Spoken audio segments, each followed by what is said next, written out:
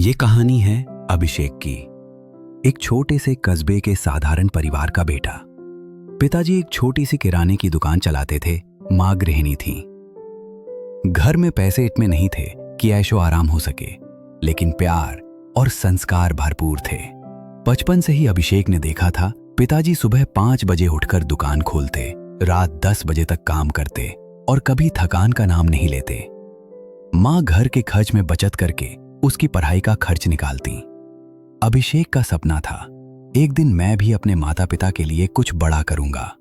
College में पढ़ाई के साथ साथ अभिषेक ने पार्ट टाइम काम ढूंढना शुरू किया, लेकिन छोटे शहर में मौके कम थे।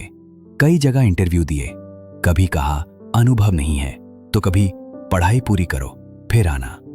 एक दिन उसे शहर के एक कैफे में वेटर की नौकरी मिल गई। सैलरी बस 3000 रुपए महीना। कुछ लोगों ने मजाक उड़ाया, इतना पढ़ लिख के वेटर बनेगा, लेकिन अभिषेक मुस्कुराकर कहता, यह शुरुआत है, मंजिल नहीं। 3 महीने की कड़ी मेहनत के बाद अभिषेक को 9000 रुपए का पहला वेतन मिला।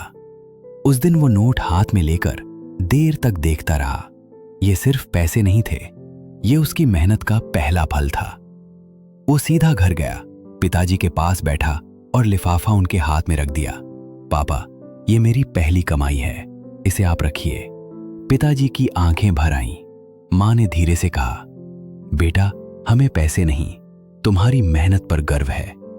अभिषेक ने उसी महीने अपनी मां के लिए एक अच्छी सी साड़ी और पिताजी के लिए एक नई घड़ी खरीदी।